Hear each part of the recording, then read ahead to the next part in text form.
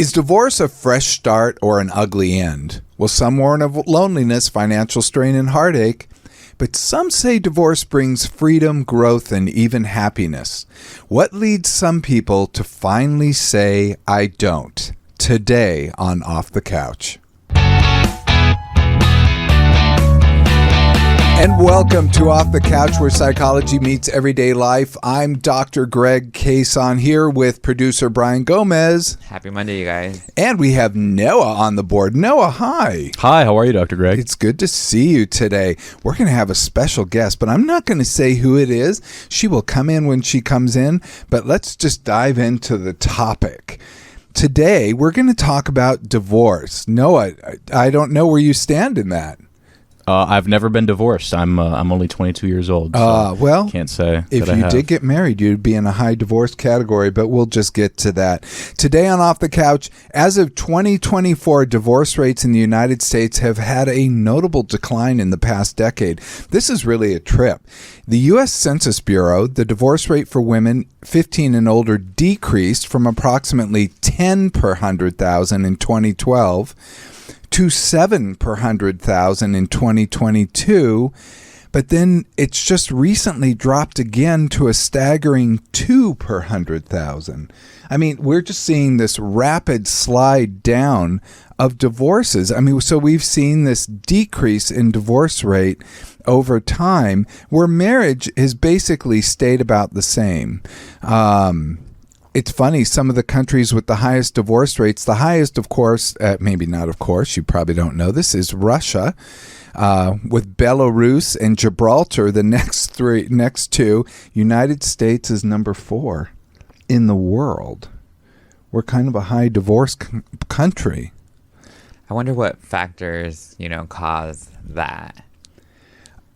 Well, we're going to talk about that. I mean, because actually there seems to be some possibilities here.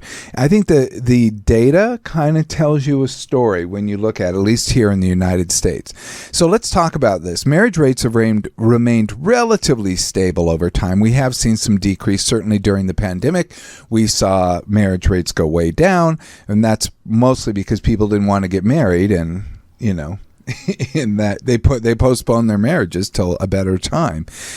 But the U.S. Census Bureau noted that about 17 marriages per 1,000 women age 15 and older in 2012, and it just got a tiny bit higher in 2022. So we're holding pretty steady.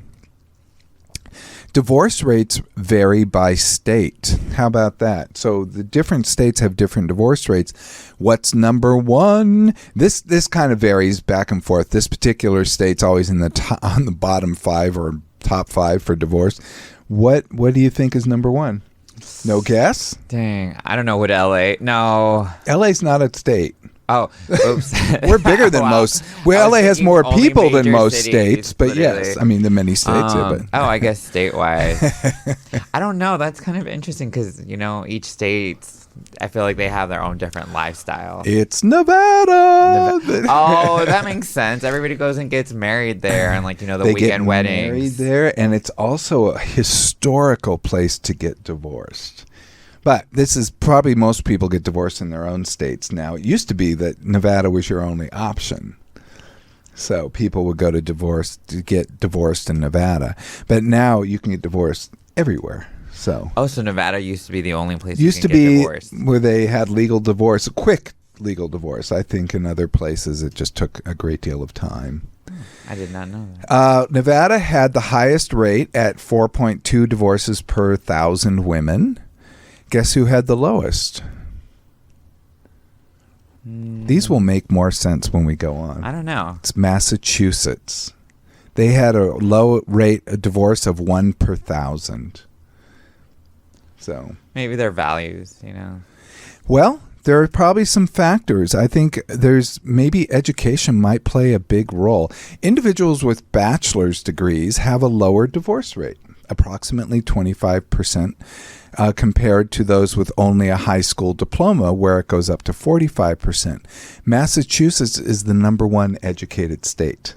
Oh, okay. Nevada is near the bottom at 45th in education. they have a really bad educational system, like from the beginning to the end. They're always in the bottom 5. So it's just kind of interesting that education may play a role in who ends up getting divorced. And we see this play out in other ways. And a fun fact, I just thought this was the funnest fact of all, Arkansas has the highest rate of individuals married 3 or more times. Men and women in Arkansas are twice as likely to be married 3 or more times than the national average. And what do they rank in education? I don't know their exact rank, but I think it's fairly low as well. Got it. So it would make sense. Okay.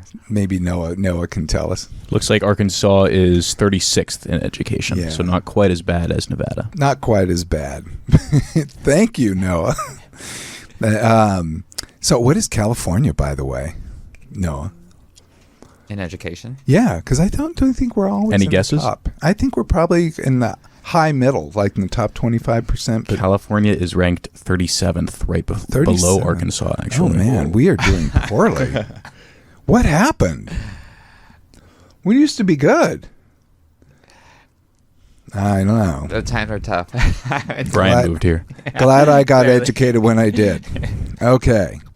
Age also plays a role. Younger couples, particularly those 25 to 39, experience higher divorce rates. That's why don't get married right away, Noah. Conversely, oh my God, who's walking into the room? We're going to stop this for 1 second and just say, welcome. I have to introduce you. Today we have a special guest who is so electrifying. Electrifying? Yes, if comedy were a power grid, she'd be lighting up the whole country. She's a powerhouse on stage, a sharp-witted truth teller, and the queen of no-nonsense comedy. You've seen her on Showtime, HBO, Netflix, but most recently she took Dry Bar by storm, having the #1 show for 2024. Isn't that correct? True fact. Proving that you don't need to be dirty to be downright hilarious. She's a stand-up legend, storyteller with a bite, and if you've ever heard her break down relationships, you know she's basically a therapist with better punchlines. Wow. Did the AI write that? That was an AI one. You got to send that to me. I will. like that one. Buckle up, because today we're getting off the couch and onto the comedy roller coaster with the one and only Monique Marvez. Hello. Woo! I'm admiring Brian's hair. Oh, thank you. I'm admiring your hair. Oh, thank you. I had it done Friday, but he did it so well, it's still done. Thank you for coming up. Monique Are you drove kidding? all the way up from Carlsbad Village. Carlsbad. There you go. Where I got a root canal. Let's not leave that out of the equation. Oh, I had no idea. Well, it wasn't really a full-on. It was kind of a let's revisit something you did in the early 2000s. Wow. It's like, believe it or not, root canals are like fake boobs. You got to check them out every once in a while. Make sure they're still working. I have so many root canals, I lost count. Wow. Sorry I've had to say. 2. I had good one for in you. 1984 and one in the early 2000s. Yeah, I think I got my first in 1984 and kept on going. Okay. I had like a punch card at the. Yeah, well, I've been married 3 times, so yeah, I could add his, root canals kind of longer and more painful. Well, you've been married 3 times, so you're perfect to talk about our topic, which we were just talking about, divorce. Okay. I'm all for it. I have so many good things to say about divorce. What's good to say about divorce? It's effective. Well, it does end things. Well, here's it does. It's not always. Sometimes people get legally divorced, but they're still very enmeshed psychologically, maybe karmically, if people believe in that stuff. I've seen plenty of divorced people that, okay, it's over, let it go. Stop talking about each other. Stop hating on each other. It's over. Like I'm the person, when I'm done, I'm done. I walk away, and it's like I was in a movie with a girl that looked like me that was married to you. Like there's no charge on it. Wow. That's cool. That's a cool way to look at it. Well, I think I had a friend tell me once that the opposite of love isn't hate, it's apathy. That if there's still hate, if there's still a charge on it, like I don't hate anybody, least of all my ex-husbands, but I have 0 charge on things. Like if something's still challenging me, then I'm like, I got to work through this. I'll tell you. Don't you like how I just go? I'll stop. Hey, I have a story. No, but you go, girl. Okay, That's well, good. My 3rd ex-husband, which will be my last ex-husband, he used to accuse me of flirting. Oh, gee. Flirting. And I said, flirting is a puss behavior. I just connect very well with people, and I think it troubled him that I connected well with males and females. But, guys like it when they feel seen and heard and understood, and you're actually listening to them and not barking directives. And, so, he said, blah, blah, blah. And I looked at him and I said, flirting is a puss behavior. It's for kind of nervous people to kind of put a toe in the water and say, like, I kind of like you. You like me? Like giving somebody some rhythm. I go, like, that's not me. I go, here's how it's going to work. I said, you're going to annoy me. I'm going to tell you. It's going to happen 3 times. I'm going to give you 3 warnings that you're really annoying me at a core level. Like, not little annoyances like leaving a peanut butter spoon in the sink. Like, I'm not that person. Nothing bothers me until it bothers me. And it's got to be core. Like, you're questioning my character. You're besmirching my family. It's got to be big, But he used to question my character a lot out of his own insecurities. And I'd had it. So I said, here's how it's going to work. I'm going to tell you 3 times that you're annoying me. The 3rd time, I'm preparing to leave. There's no 4th warning. I'm out of here. Then I'm going to regroup, figure out what my psychological hitch and my giddy up was that made me marry you. Then I'm going to look around, and if I see anybody on the horizon that's interesting to me, I'll say, hey, I kind of like you. Are you interested in a coffee? And they'll say yes or they'll say no. And then I'll go on a coffee. I said, I don't flirt. That's half measures. I said, for the record, this is your first warning. Right on. And did you always have this mentality with like your relationships about the 3 warnings?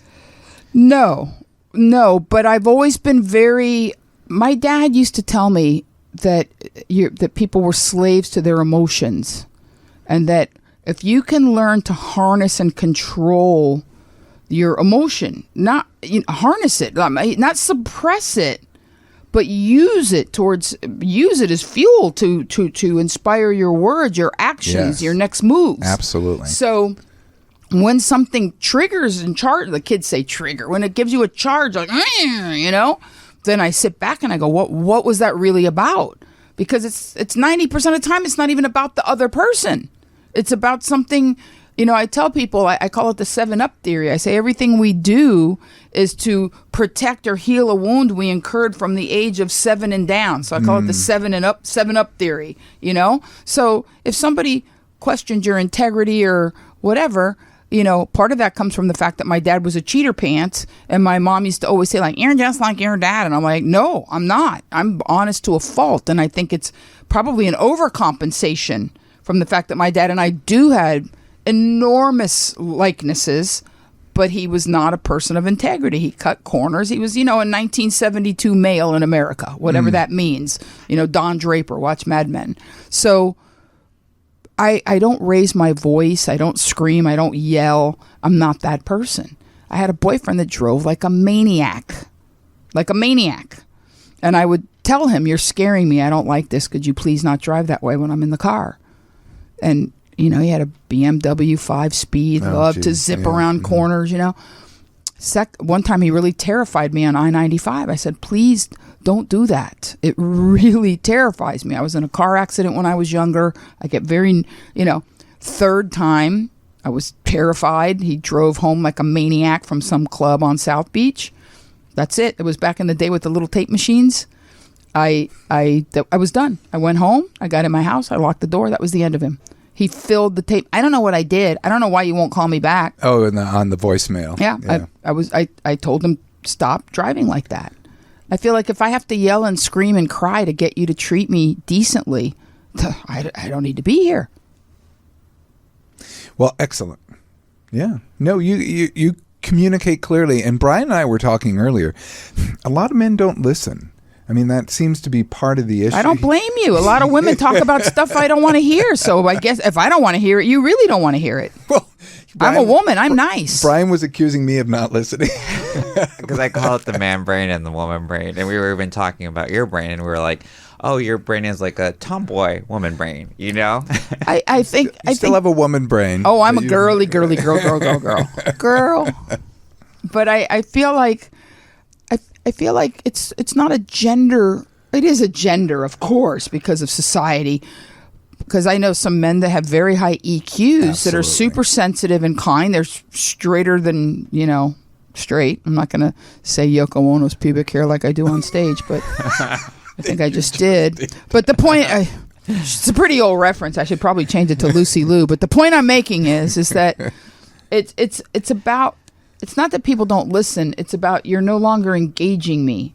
I feel that a lot of times women talk in directives. If you're constantly just either barking orders at a man or telling him things he doesn't necessarily is not interested in, I feel like the challenge in relationships is to make it your gig to keep the other person interested. Keep yourself interesting. I have a girlfriend that was mad because she called me crying because her boyfriend and her didn't talk that much. He lived in San Francisco. And she said that he literally said to her, "You're out of content." Oh, like he just I don't want to hear about your day-to-day mundane. Like, engage me. Tell me a story. He said, "I don't call you all the time because not a lot happens in your life that I'm interested in hearing." And the way he said it was hurtful. And even just saying, "Hey, look, you're out of content. I gotta," like, that's how he ended the phone call. He didn't hang up on her or anything. He just said, like, "You've run out of things I'm interested in hearing." I thought that was brilliant. I was like, "Oh, I'm going to use that." Not in a mean way, but to explain on my behalf, making I statements. I've been super busy, and I know you don't want to hear about my career. You don't want it to be all about me. So I'll call you when I have something cool. If we're going to discuss, the Telepathy Tapes podcast or a movie we saw, or I just saw Call Me By Your Name on I know I'm 5 years late to the table. It's a good movie. It's a good movie. It's a great movie. But you get my point. It's like... people just talk about stuff, their jobs, money, their dog. I don't want to hear that. It's very funny. Well, that's, I feel like I don't operate the same way because Oh, no, you're polite. You suffer fools. Oh, my God. Oh, well, maybe. You're so kind. But in some ways, I find people kind of endlessly fascinating.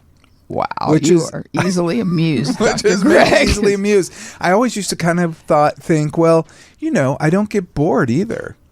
Well, but your brain, you're a doctor. The whole time you're probably thinking, this guy's bad shit. Maybe. I have thought that before, but of course you have. Rarely. One day I'm going to give you sodium, like they do in the movies. I'm going to tie you up and give you sodium pentothal. What do you really think of Monique? Like, oh my God, spare me. Brian, help. I would love that. I really, yeah. But I feel like I don't lie either, do I? No. Sometimes. I mean, You're polite. Yeah, you have a hard time being mean, saying no, or lying. But I don't think it's mean. See, that's the difference. I'm a wimp. No, I'm 2 minutes older than you, Brian. Dr. Greg and I are almost the same age. A few years ago, I decided that my most precious commodity, besides IP, intellectual, is my time. Yes. And because I feel that way, I respect that of others. Like, it's like, if people say, like, "Hey, are we going to do that?" I don't say maybe, because then they're hanging on to it. They're paying rent. It's hanging on in their brain. I'm like, you know what? For the foreseeable future, I'm super committed. I just don't see that happening. I don't say it in a mean way. I don't say no. But I'm not like the Japanese with a variety of yeses. I'm like, no, I don't see that occurring. I apologize, but I'm overcommitted and I've got a lot of stuff on my plate. And, I wish you the best. Sounds like a great project. I think a lot of people have a hard time being so straightforward. I feel like even I struggle with it sometimes, with just being just like that, if you're too busy to do But if you waste somebody's time, that's it. They're going to be laying on their deathbed saying, "That beezy Monique, I wish I had that 6 months back that I thought she was going to mentor me in stand-up or read my script or give me some advice." When you're a person who's done a few things in your life, whether it's be a psychologist or a stand-up, people want your feedback. People want your feedback. Feedback takes time. Yes. So you have to be very careful true. Who you say, like, "Yes, I will do this." This is true. This is actually goes in, it's very interesting. If somebody is in my office, no problem. I like it is 100%. It's an agreement. We're there. Yeah, they're paying. But sometimes That's how it should be. When I'm like on my off time, and then, someone like a family member or a friend asks for advice, and I'm sorry, family members and friends who are listening. Too bad. Sometimes I'm like, oh my, it just feels like such a heavy lift. Of course. It's like people telling me, be funny. No. No. Well. Have you got a red velvet curtain and some snackies in the green room? Because if you don't, no. But you are funny, just naturally. Nonetheless, I'm curious because you said something right at the beginning, which I have to say is a point of view I have that's controversial, which is you said divorce is good, essentially. It's amazing. Well, and when I was a kid, my parents were divorced. And it was the best thing. Of course. It was the best thing. It's always the best thing. I was so happy about it. And I always hear about that, people will say, oh, it's always traumatic to children. I've heard that in school, and I've heard that from so people. It's potty training, but it has to happen. Well, I don't even remember it being the least bit traumatic. I was so happy when it happened. What? Potty training or the divorce? No, I don't remember the potty training, thank God. Another day. Because you hear a lot of parents also say they are staying together for the kids. It's so much pressure to put on the kid. That's the saying. I could have been a ballerina and then I got knocked up. Like, why are you telling me this? That's your problem, lady. I didn't tell you to get drunk and drink some PBR and then, it's not my bad, Well, my parents had a very acrimonious, like a fighting relationship, especially toward the end, and things were very bad, and there was a lot of chaos in the house. And I'll never forget the day my dad moved out. It was awesome, right? It was wild. It was quiet for the first time. And I remember walking around the house and thinking, it's quiet. I don't hear anything. My third husband moved. Me and my dogs jumped up and down on the couch. I let them eat bacon for dinner. It was amazing. I was like, no. I mean, you don't give them table food, but that was special. They had bacon night. I was only 8 years old. I don't remember about anything much else. But yeah, I mean, it's a wild thing, and I always felt like it was good that my parents did that. In some ways, I wish they had done it earlier. Well, my parents got separated when I was 7, hence the theory 7 up. It was monumentally traumatic for me, unbelievably horrible, because my dad was like me, and when he left, I felt like he was leaving me with the bad babysitter that didn't like me, aka my mother. But he was so much happier that my ability to see how happy he was made me happy. Oh, good. And she was pretty nice. I mean, she got better. But the point is that I can tell you, my dad, I can picture, I still have the chair. It's in my living room. My dad sat on a chair and he put his hands on my shoulders and he said, this has nothing to do with you, which in your 7-year-old brain, what did I do? And he said, and I told you this story before. Monique was a fully formed demigod by the age of 7 because when he said, I need to go. And I said, will you be happier? And he said, yes. I said, then I'll help you move. Because as miserable as I was at the prospect of being left alone with my mom, was as happy as I was for him because he and I were so connected that I could tell how miserable he was. Because he wasn't a bad person, but bad situations make good people do bad things. People lie and sneak and run around and hide and check into motel rooms. And nobody wants to be that person. That is true. Nobody does. No. You become that person when you're not strong enough to say, I'm not happy. Well, it violates your own personal values. It's interesting because there was a study that just came out that was really about the intersection of values with divorce. And if you are with somebody and you're acting in a way that violates your own personal values, if you're in a culture that prizes more autonomy, like the U.S., and, Netherlands or like Scandinavia, Europe, like Western cultures that prize more autonomy, that you are more likely to divorce when things violate your personal values.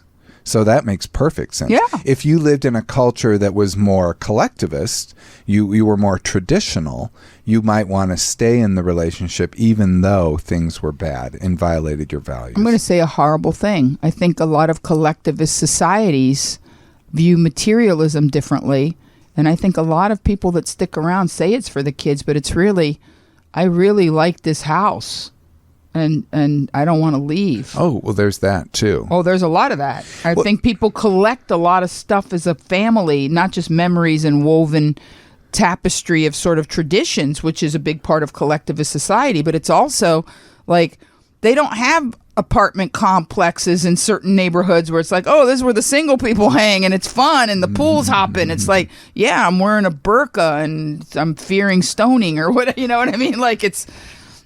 No, that's exactly right. And I think, and then you're pointing out a gender difference that is really quite stark, at least here in the United States.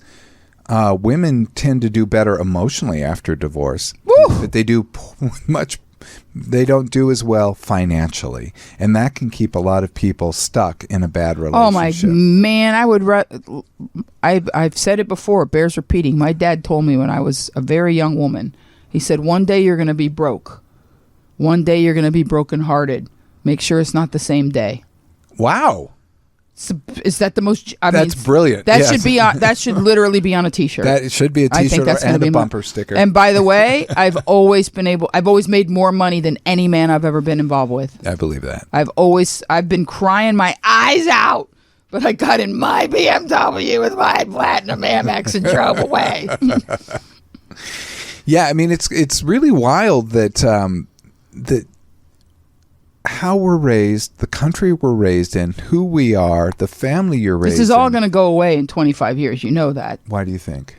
Because there's no point.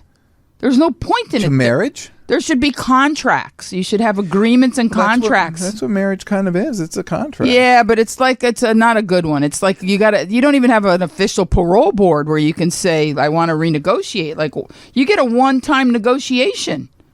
That is true. But guess what? That doesn't work because people change and grow and they're seekers. You could marry somebody and they're a dude and then you're married 8 years or like, guess what? Even though I have an Audi, I like a tutu now and again. Yeah. What are you going to do? That is a real thing. And, I actually knew a couple. I thought that was very interesting. At the time, I wasn't quite sure about it, but I've always thought about this couple. Every year on New Year's, they would renegotiate their relationship. And they did this. They were together for, I don't know, 30 years, 20 years. I don't know, a long, long time. I think if I were to have another relationship, and I believe I will, that it will go well because you want to hear true what I think? Yes. I think that there's two kinds of relationships in the world. Two kinds. Yes. There's what I call tapestry. It's a super tight weave. You have traditions.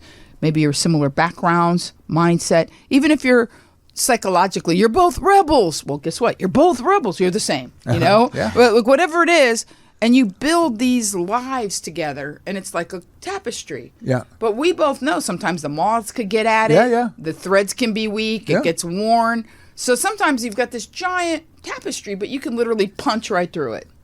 That's one type of relationship. Yes. And that's the one that this is the paradigm that we've operated as humans since like Jerusalem, since like the Bible. You're exactly right. I am a fan. I'm the only one. So I'm hoping someone will hear this and go, me too, me too.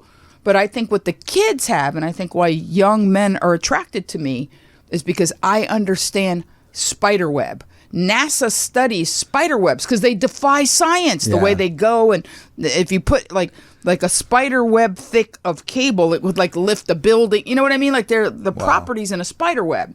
So I like a lot of space. I like a loose weave. I like a thin, glistening thread. But you can't punch through it. We're tied by a grid of a genuinely positive understanding of each other that defies explanation. You don't have to explain it. It's like spiderweb. We got a spiderweb thing going on. And then it doesn't matter where you go or what you do because it's a positive cosmic grid. It's not an obligation. I got to go to your parents on Christmas Eve. It's like, hey, look at me sparkle over here. I caught a fly. You hungry? Like.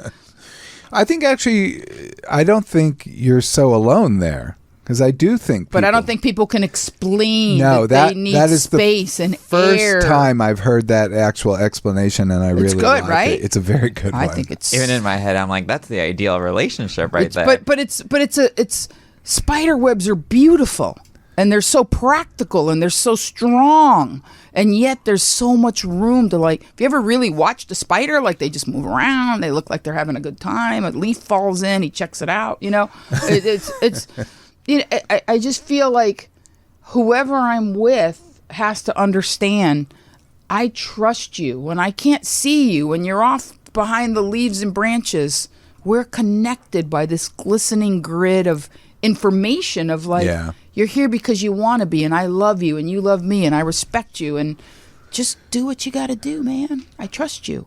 You know, it's interesting you say that, because I reflect on my own relationships and what I've noticed in life. I've never really thought about what I am in terms of that, but I don't think I'm a tapestry person. But I've always needed a great deal of space. That's always been the case for me. I think I mean, I'm not saying if you're like, no, I like Christmas at my in-laws, that you're not smart.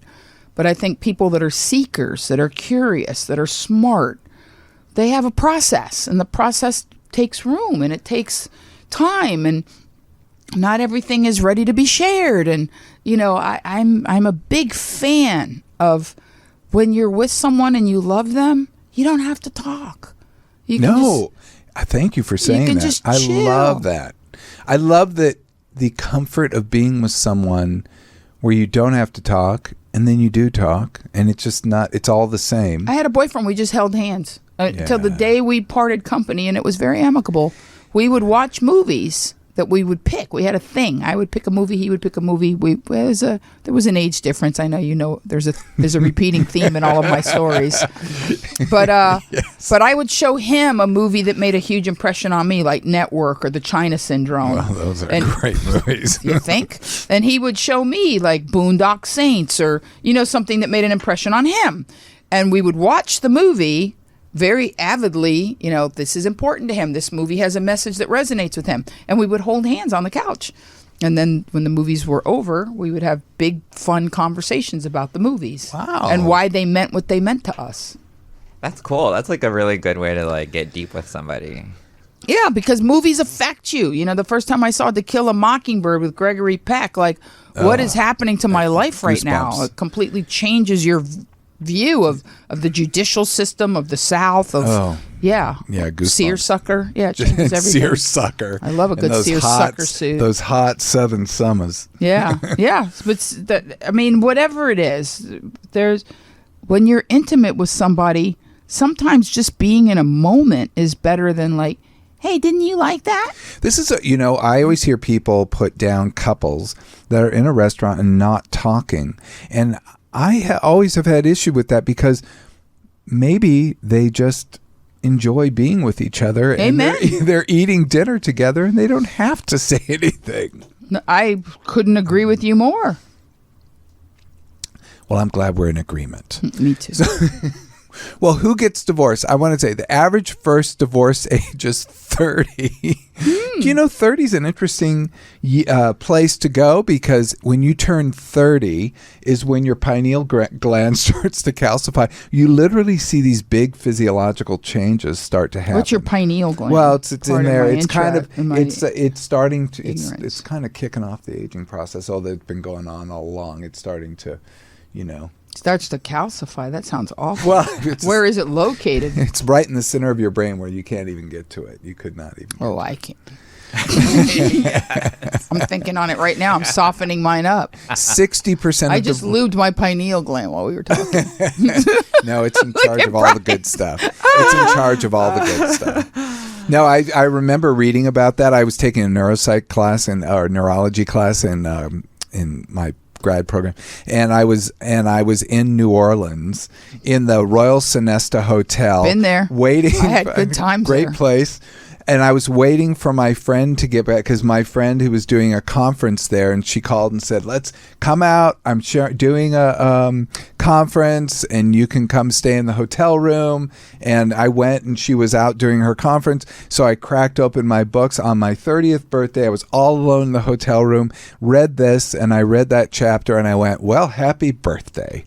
The brain's changing as we speak. Not even.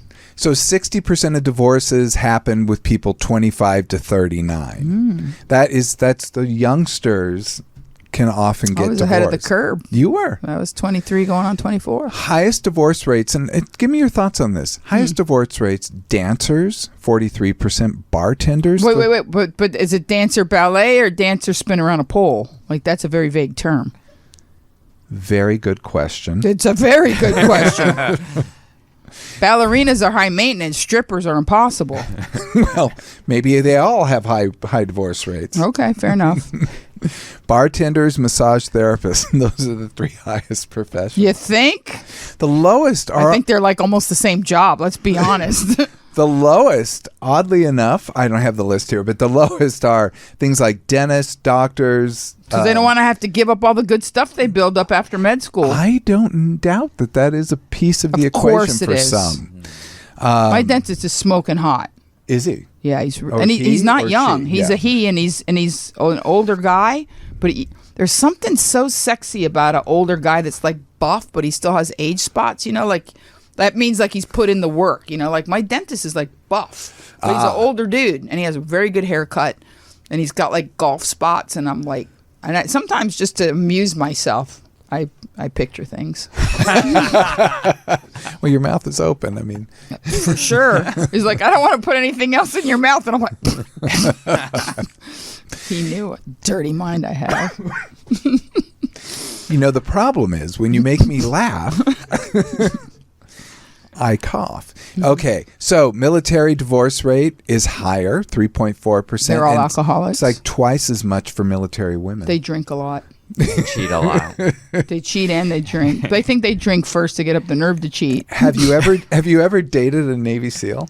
Yes, of course I have. Years ago, I went out with one, but yeah, it's funny. Yeah, as a Tell matter of me. fact, Wikipedia says I'm married to my 4th husband, who's a Navy SEAL, and we live in Encinitas. Oh, I love that. I love Wikipedia for giving that to you. Yeah, I wish. It's an alternative I'm like, life. wow, that's let's manifest it, bro.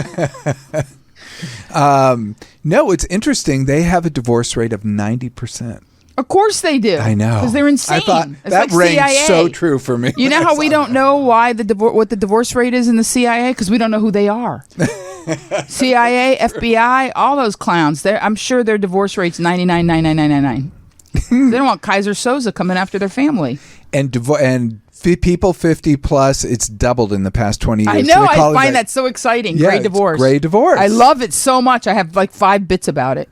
Do you? I do. I love it. I love gray divorce. Me too. Well, I mean, I don't know. It's an interesting one. What's interesting about it is then that's where you really have to rethink holidays and what comes up next. What interests me and as a therapist, sometimes I'll have adult children be upset that their parents are divorcing, and I'm like, Get over yourself. This is the they already life raised that you they've and spoiled you, chosen. entitled little schmuck. They've chosen, and some kids want their parents to stay together just because Why? they want them. Oh, and I like it best when there's gray divorce and someone turns gay. Oh, I love that there's so much. a lot of that. Yeah, That's my tippy. I don't know that they turn gay. They just suddenly. Oh, say- come on. Yeah, but you get my point. Yeah. It's like, there were so many restrictions even 30 years ago. Yeah. So many. And in my lifetime, I've seen so much change. I probably should filter myself, but I'm incapable at this point. I work on cruise ships, and there's a lot of mixed race relationships of people in their 60s and 70s. Mm-hmm. They're not married. That isn't a 50-year relationship. That's someone that at 60 gave themselves permission to look at people of other races and other stripes and say, you know what, my parents are dead. I like you. Wow, I have honestly never thought about that. Well, do you think that every old mixed race couple you see holding hands had the courage of I assumed. guess who's coming to dinner? No, guess what? No, you're right. No. I just didn't have critical thinking about that, but yeah, you're right. Evidently, I'm quite the critical thinker. Well, I mean, you're on cruise ships a lot.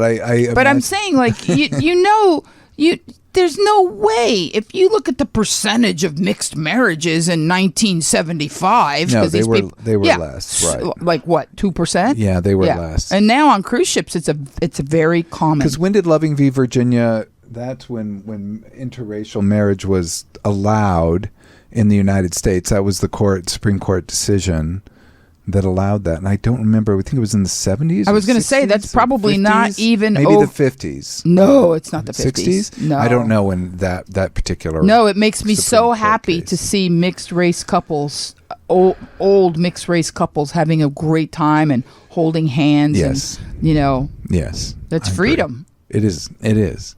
Well, it's just nice to see people holding hands. I get Period. it, but you know I what I love mean? that. There were Yeah, so yeah, many yeah. stigmas. I do agree. So lack of commitment is the number one reason.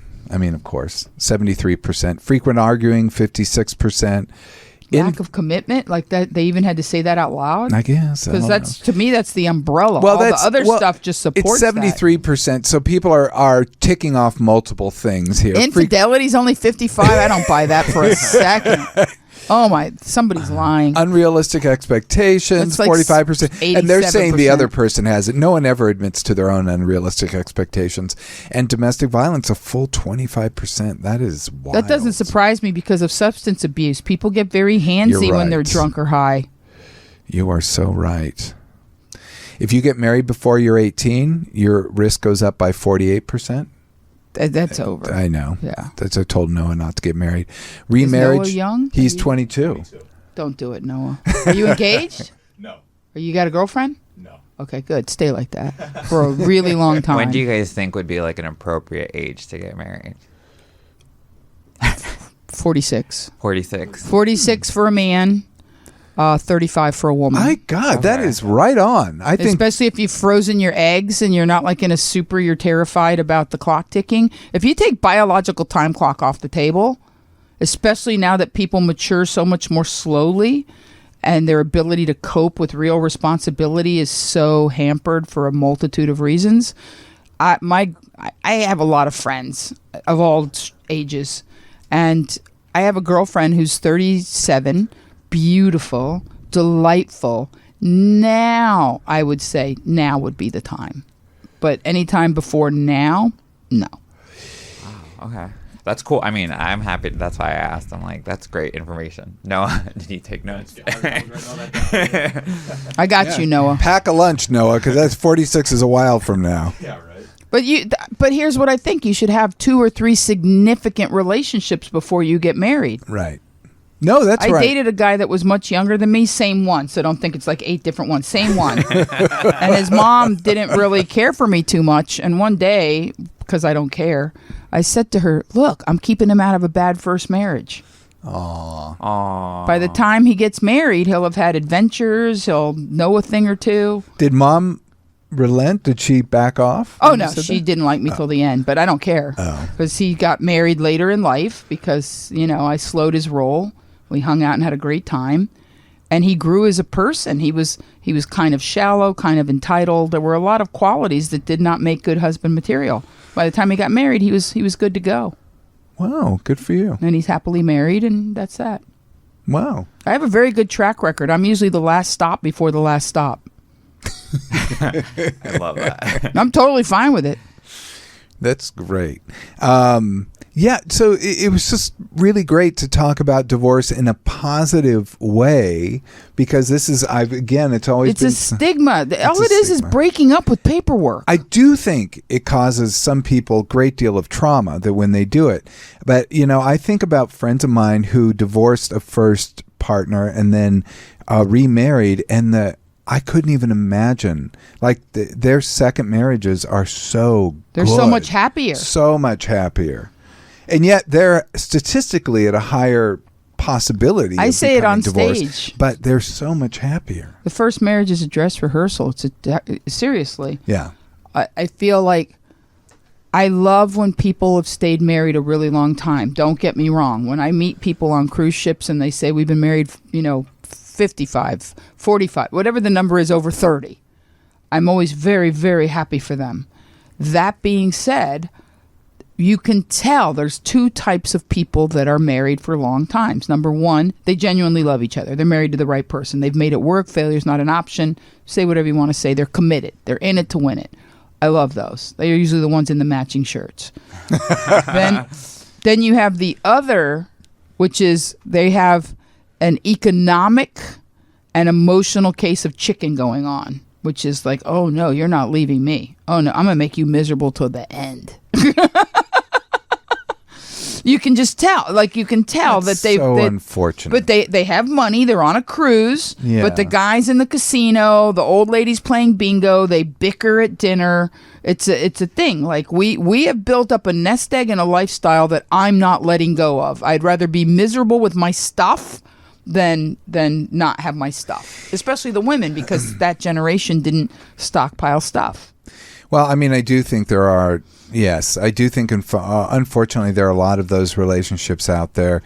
But I think you can have a great deal of stuff. You can have no stuff at all, but you can be in a happy relationship. Absolutely. If I was with the right key. guy, I could have a picnic table and a Style Council cassette. I lived that way that in the sounds 80s. amazing. Oh, it was.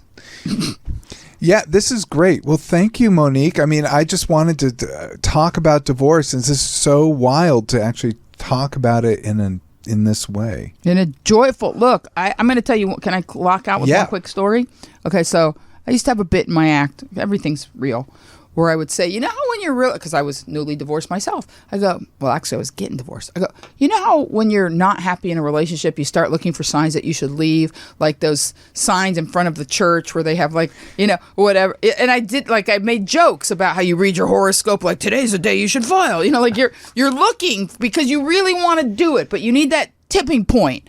I said, guess what? If you're in the audience and you're thinking of getting a divorce, do it. You know, like I'm your sign. I'm telling you to file. And, you know, and it was more for myself, you know, and people would laugh.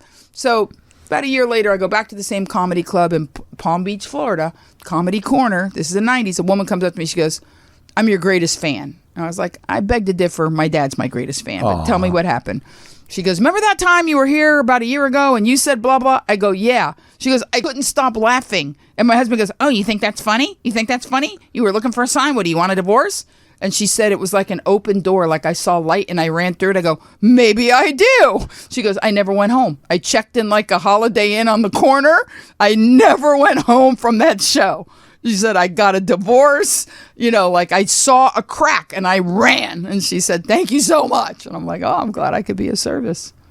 Well, that is incredible. You Made changed me someone's happy. life. Made me super happy. Now, we're mean, not... even the show, because it's, I mean, nobody wants to get divorced. I mean, it No. sounds Nobody scary, really does, You know? no. No, true. you did your best. Nobody stands there at the altar with their fingers No. crossed going, jinx, eyeball. Although I do have to hand it to Helen Gurley Brown. Helen Gurley Brown, I had the privilege of meeting with like a group of about 10 people. And somebody asked her, she was about to get married for the, I don't know how much time. 5-6 times. Yeah, she was frequent married. And she... somebody said, well, you know, you've already been married so many times. What about, why are you getting married this time? Why not just be in a relationship? She goes, oh, I don't care about getting married. You can always get divorced. She Yeah. was just as cool as a cucumber. Yeah, to about her, it. that's just going steady with paperwork. Yeah, there you I don't need the paperwork. Well, thank you, Monique Marvez. My I pleasure. can't even tell you what a pleasure it is having you here and talking. What? Don't forget, you guys have something coming up, right? Oh, my Yes. God. Yes, we were going to make okay. a special Thank you. announcement. Thank you, Brian. Thank you, Brian. Yes. Well, Monique and I have a special event that we're doing once a month called Friends with Privileges. And we already did a pilot, a test, a sit down that went rather well. I enjoyed myself listening. I enjoyed it in the moment. I enjoyed But it I in the always moment. hate going back and listening to. I listen to things like game film, like my stand up and whatnot. I enjoyed us. We were funny. I enjoyed us too. We were entertaining. It was actually fun because you know what? It was just fun. We just sat on your couch. But you said real important things. I was funny, but you said things that mattered. Well, I think you say things. I actually 100% agree with this. You're a therapist with punchlines, like you fair are. enough. And you did it for that woman. I think you can change lives. I would like to. Yeah. Obviously for the better. I want if people were. This is my belief. If people were free, had a full tummy, and were relatively sexed up, whatever that means to them, it could just be hugging. Because you told me on Friday that not everybody cares that much about banging. I find that hard to believe, but okay, I'm gonna go with you on that. My girlfriend listened to the podcast. I had a friend of mine objectively listen, and she said, "You have the libido of a steel worker. You're like a man construction worker." I'm Don't like, give it up. That's a good thing. I think it keeps me young. Yeah, it keeps you alive. That's Yeah. a good thing. I'm not. Don't argue with that. Exactly. So yes, but I think if everybody felt free, like, okay, I can be me, and they're not lacking. You know, I lack makes people crazy. If you got a full tummy or whatever that means, your needs are being met, and you know somebody is hugging you, touching, whatever makes you happy. You know, foot massage, whatever. Yeah. There would be like no war. Like everybody be cool. Everybody be cool.